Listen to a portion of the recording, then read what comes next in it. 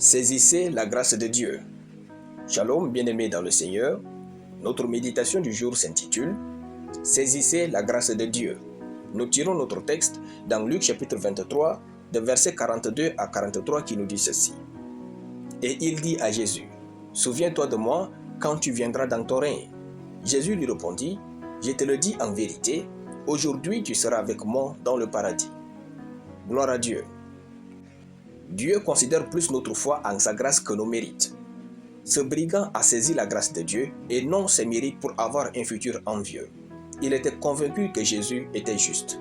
Et avec l'inscription « Jésus de Nazareth, roi des Juifs » dans Jean chapitre 19, verset 19, ce brigand a cru en Jésus et lui dit « Souviens-toi de moi quand tu viendras dans ton règne. » Jésus, sans hésiter, lui ouvra les portes du paradis. Jésus ne résiste pas à ceux qui saisissent sa grâce.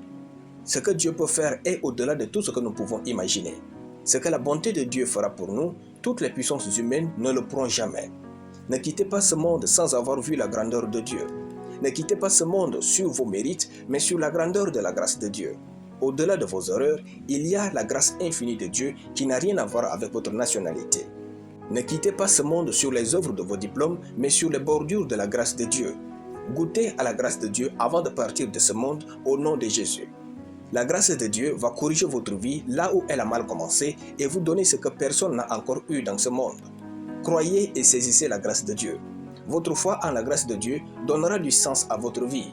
Là où le souvenir de votre vie n'est plus recevable, la grâce de Dieu peut changer le récit à votre sujet.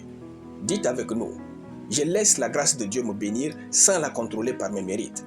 Je laisse la grâce de Dieu tout bâtir pour moi. Encore une fois, je laisse la grâce de Dieu me bénir sans la contrôler par mes mérites. Je laisse la grâce de Dieu tout bâtir pour moi. Alléluia.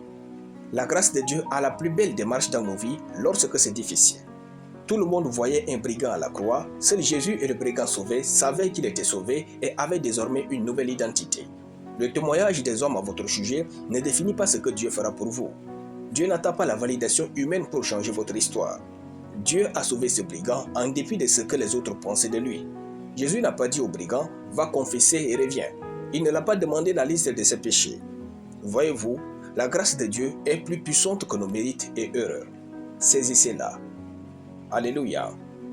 Nous allons prier. Père miséricordieux, je te rends grâce pour ta parole.